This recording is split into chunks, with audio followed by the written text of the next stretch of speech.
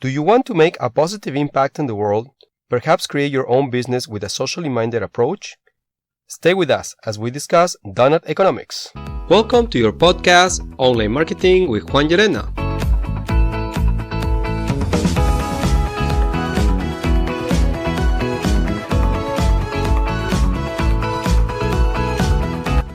To succeed in any entrepreneurial project, you need to get prepared and you must learn to learn, unlearn and relearn. In this podcast, we'll help you in three ways. First, giving you an opportunity to join a community of entrepreneurs and intrapreneurs just like you, to support you and learn from each other. Second, by bringing you for free tools, tips and tricks to help you advance your projects faster and to teach you how to let the world know about your products and services. Third, by providing you with inspiration, motivation, and ideas to continue your entrepreneurial journey. We cover subjects of marketing, sales, leadership, and entrepreneurship. Join our tribe of entrepreneurs and intrapreneurs and take charge of your destiny. What are we waiting for? Let's get started. Good morning, entrepreneurs at heart. Welcome to your online marketing podcast with Juan Llerena. And in this podcast season, we are doing book reviews with the interest of inspiring you to pay attention to what's going on around you and create opportunities for entrepreneurship, opportunities to become a better leader or to help develop others become better leaders.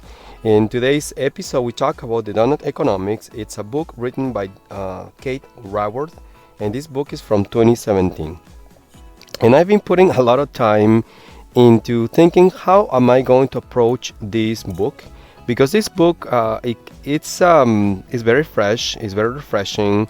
It makes a pretty interesting and challenge of the theory of economics, but it doesn't sound like really exciting, right? Because unless you are an economist or you want to talk about economics, it can become a pretty deep subject, and it will be very unfair on my part to try to squeeze it all into one podcast episode for this season, because I'm only going to talk about this book this time. Okay, so I always encourage you that if you feel this book might sound an interesting opportunity for you to learn more, to find out more about a different approach or the approach that the book author takes in this book, then I would encourage you to find it in your favorite bookstore or maybe just order it online.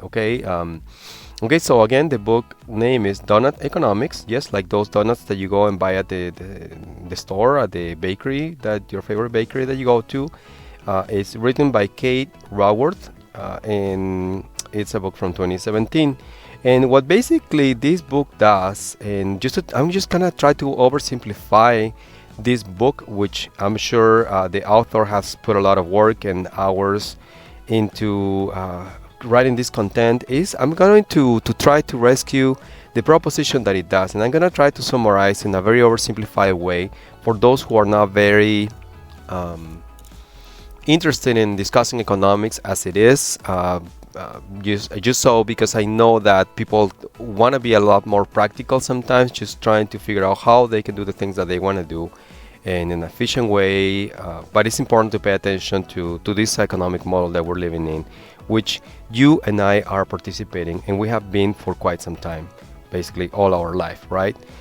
What this book does is it points out to the current situation that we're living now, the current world that we're living in, where inequality is just soaring, and where environmental crisis is just, skyrocketing. We can see how the oceans are being contaminated. We see how water has become so scarce in areas around the world, and it's just becoming harder for people to access clean water, which means less opportunity for kids to stay healthy and not have to miss class, which means people that will stay poorer longer as being one of the consequences. Okay, so inequality is just at its worst nowadays.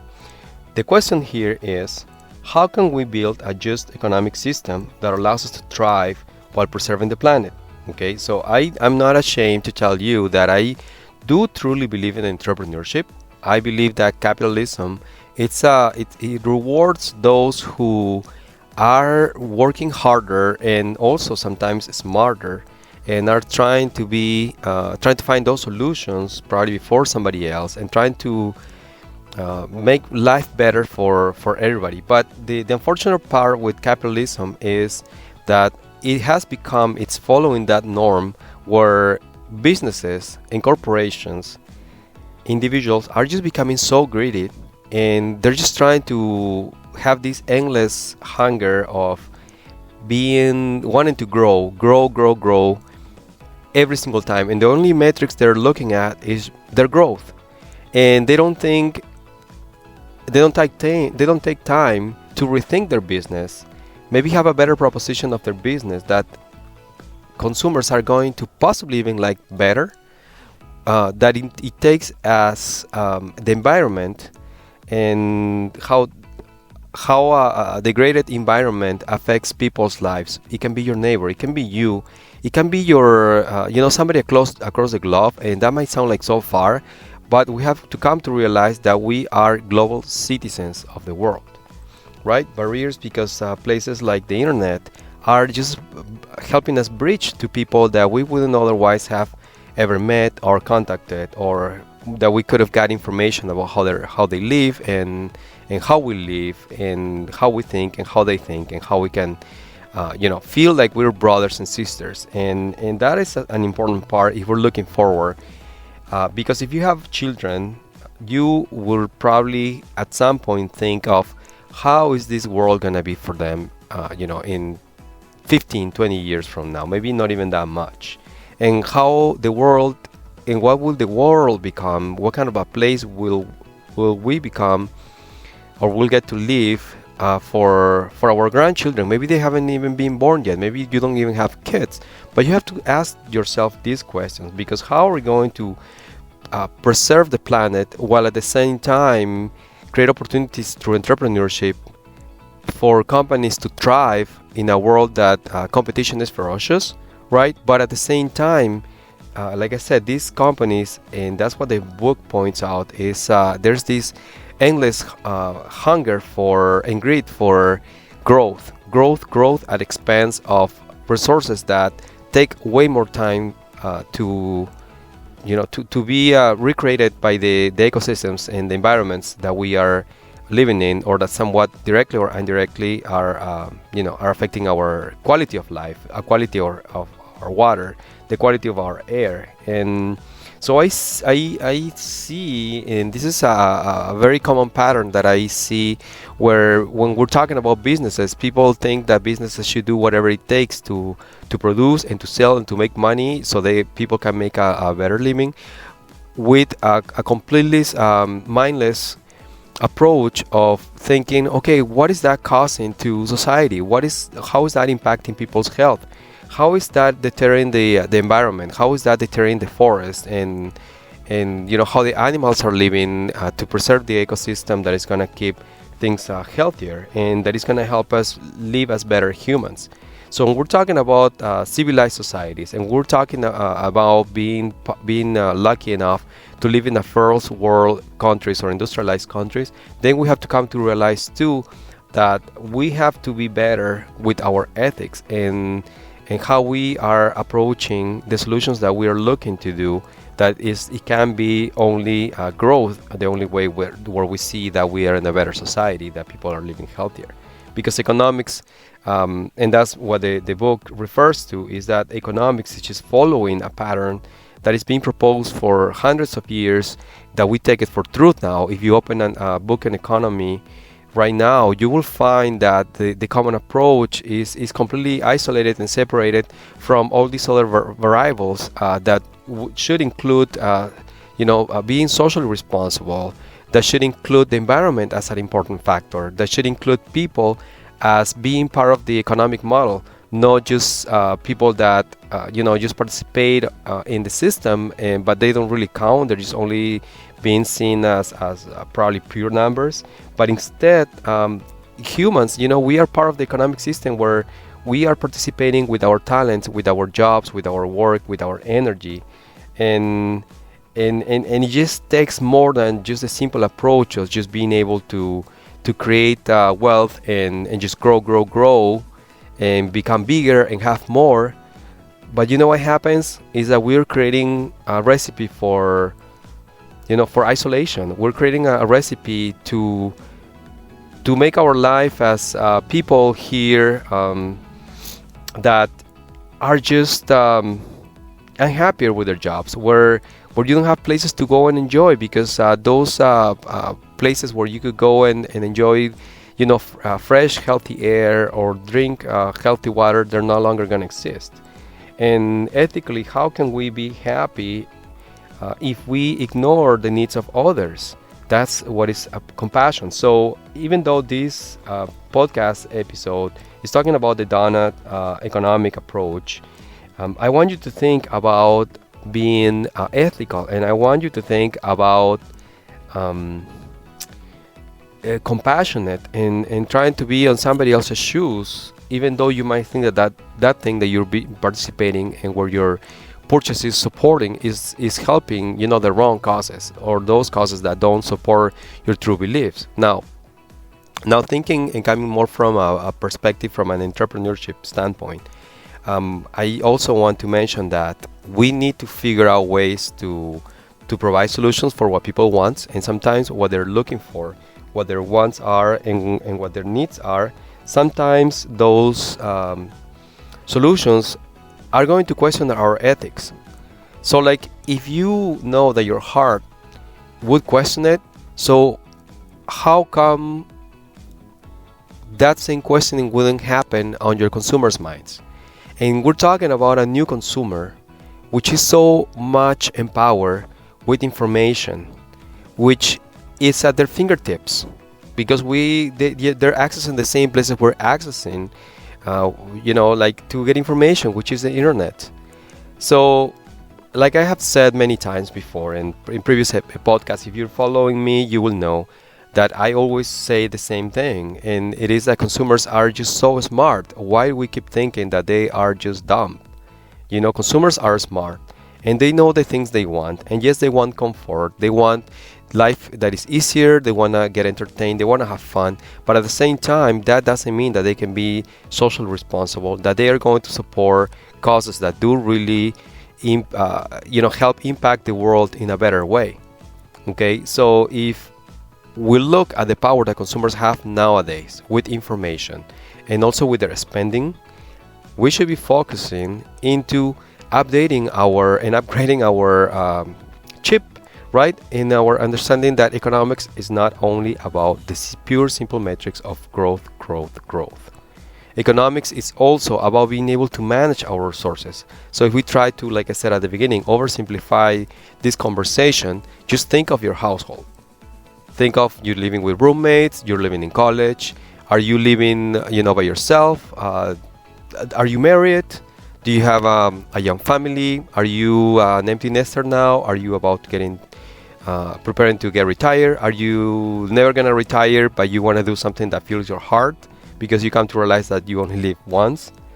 Well, which basically is everyone. So if you're one of those people, you come to realize that consumers are smart, and that more and more, and we see it as a trend, more and more they're spending the money where they believe the good causes are, and that where they find that these businesses do offer them the value that they deserve, but they're also including other variables, not only price, but they also care about the impact that these businesses do have in the communities where they act. So if it's a big corporation, well, it has an impact that is beyond the limits of that city, or from that state, or from the country itself, since we're in a global economy. Okay, so if you are thinking about your own household, well, you know that, or well, at least you should know that you should be living with a certain budget, right? If you're living over budget, you're gonna be in debt for your whole life. So good luck with that. I really recommend you to learn more about managing your own finances. But if you understand what a budget is, the same way we should understand that the environment offers us, a limited amount of resources that can take care of all of us, but we need to use them responsibly, right? So no wonder why you see companies that are feeding cattle and chicken and pigs and fish with pure genetically modified corn, right? There's no pure corn anymore. It's all genetically modified. You can see it everywhere. There's a bunch of documentaries about that. So without getting into that discussion where, where should you buy your fruit or not, it's a valid point of conversation because you want to support those good companies that are taking care of the environment and they're growing things naturally, which it will mean that your foods are going to be more wholesome and they will have the nutrients and the minerals and everything in a more pure state that it will help you stay healthier. So as you age, you're going to have a better way of living. You're going to have a better, you're going to age better. You're going to look better. Your skin is going to be better. Your health overall is going to improve. You're going to probably longer and live happier, right? So you can see the impact. So you wouldn't be spending more money than what you have coming in every month, I would expect, because you want to be responsible for your finances. So the same way, we should also look at the environment at our big household, right? Our massive big household. And the challenge here is to make this proposition. And the Doughnut Economics is a good way to start because they model in an oversimplified way again. And if you're an economist and you're not liking it the way I am talking, too simple, I know it can be more complex, but we don't want to make it, so nobody wants to listen to it. The way this book, the way Kate presents this book is the Doughnut Economics, where there's like two layers, an inner layer and an outer layer, from the whole going outside, and donut-shaped form.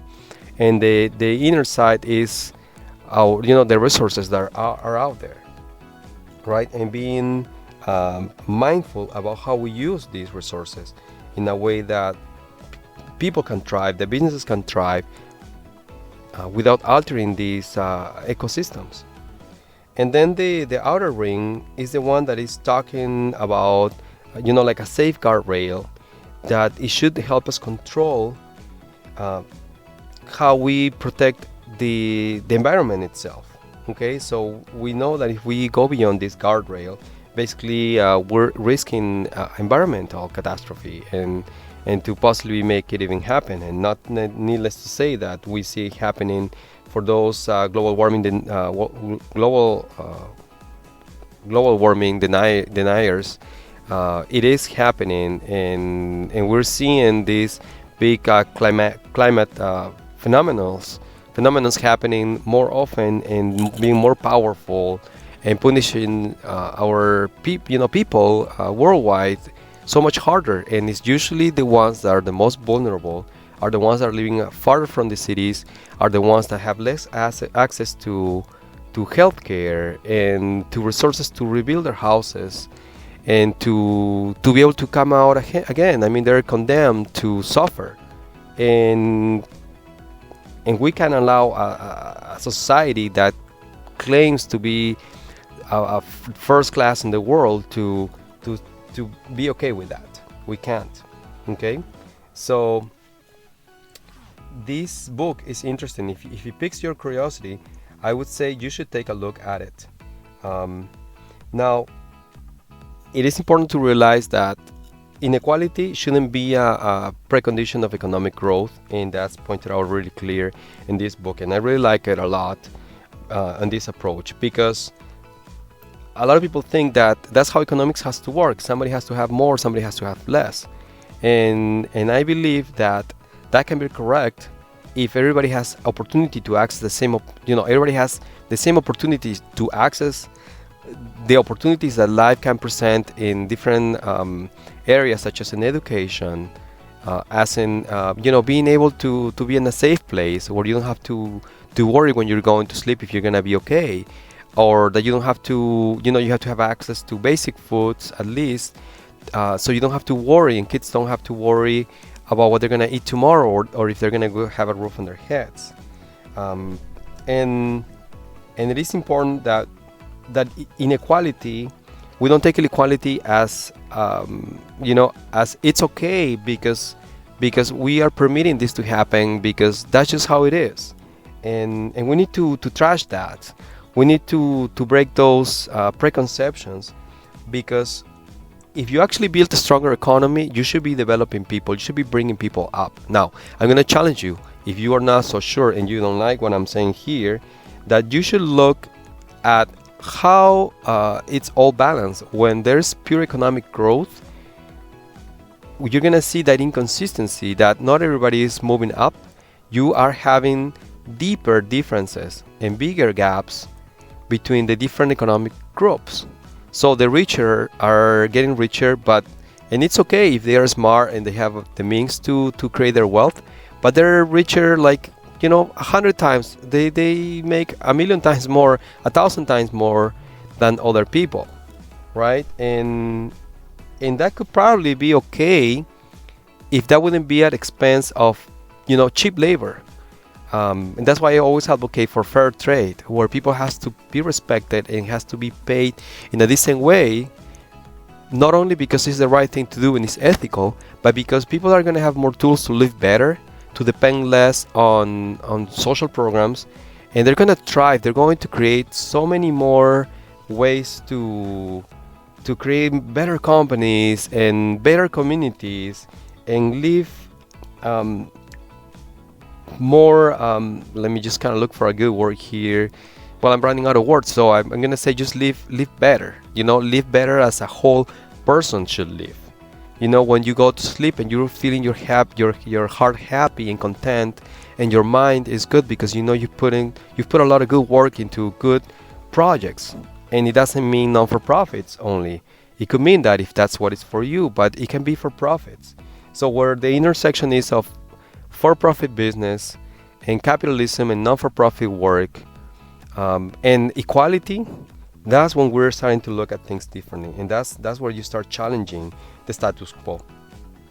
And it's hard to talk about this because a lot of people might think that, again, capitalism means inequality for some, and that's just how it is. If I want to make money, well, I'm going to have to step on somebody else's heads, or there's somebody that is going to have to suffer, and the world is just going to find another way to maybe say now we're gonna have to figure out how we're gonna live in the moon or in another planet, because there's not gonna be anything left for us to grow here, or to eat here, or to breathe here, right? So we need to change that, and that's why I chose this book. We have to always ask ourselves, what's next, what's coming next.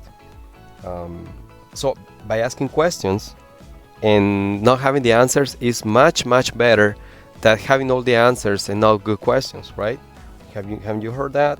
So we need to start asking those questions and asking those conversations, maybe at class with your teachers, because that conversation can potentially create opportunity for a socially responsible organizations that want to be part of the equation, and they can thrive so much that they can contribute so much to the world, and they can contribute so much to their local communities and create more jobs and everything else that comes along when there are good businesses in your own town. Okay, so the call for this book is is to make us, all of us, to rethink economics and the way we have learned it, to meet the challenges of today.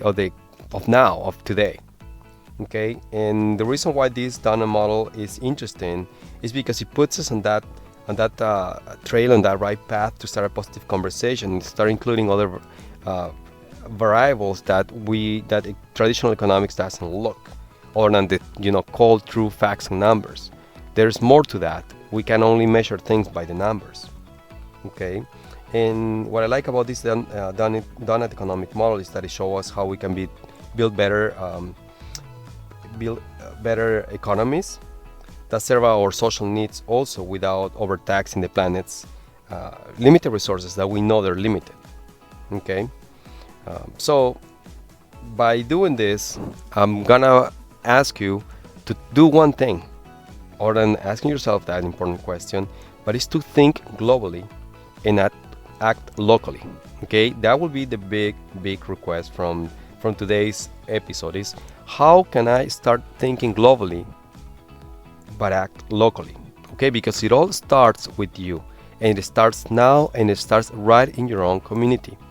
Sometimes you don't have to travel thousands of miles to go change the world somewhere else. Start changing it in your own community. Start with you. Start with your own heart. Start with your own household. Start with your friends, with your loving family. Start with your community, in school, at your workplace, at your co-working space. Okay? It is important for you that are on the other side to remember that small changes can make a big difference too. And the scary part is when we believe that we can't make a change anymore. So I encourage you to start looking, and you will be surprised of how many different ways there are that you can transform the world around you and have a positive impact not only on somebody else thousands of miles away from you, but also in you, in your own life, with your own friends, for your own kids, for your own blood. Okay? All right, my friends, so I hope you enjoyed this podcast episode. It's a very passionate topic for me to discuss. I hope it made all sense. I really want to create that conversation. So I'm going to invite you, yes, you, to join our community of entrepreneurs. But we're a community of entrepreneurs, and we're more than that, because we're a social movement. We're not socialist. We're not looking to start, things that don't have anything to do with entrepreneurship. We want to create entrepreneurship, but entrepreneurship that is responsible, entrepreneurship that includes everyone as part of the conversation, that it looks at the resources from the planet and how we're living, and that is delivering a better outcome for the world tomorrow, today. So if you are that person, I invite you to join our VIP e-newsletter, so you never miss an episode. And we're looking at creating some events possibly coming up soon. So the best way to know and be the first one to know about that before anybody else, and to access some potential places and venues and areas where we would like to have a presence, we're going to reach out people by email. So I invite you to subscribe to our e-news or our email list by going to my website, JLLBmedia.com, and then just fill out the subscription form, or shoot me a message and I'll add you to it. Just shoot me a message via the contact form or an email. You can also send me an email at jlbmedia@gmail.com. Okay, so with that, I want to thank you for staying with me all this long. I hope you're enjoying this book review season. I'm having a great time because I'm reading a whole lot of things that I can't wait to share with you. And I think every single one, if I can make you think of one positive thing about you, if I move you to do one thing, to learn something else, to act positively, to feel better, to do something that is going to change somebody's lives in a positive way, then this podcast is accomplishing its mission. Of course, if you need any help with your marketing, any branding opportunities, or anything like that, feel free to reach out to me and we'll try to get you in. We love to work with you all. All right, that's it for today. I wish you a great weekend and a good start of next week. And other than that, just take care. We'll be here next time. Bye-bye.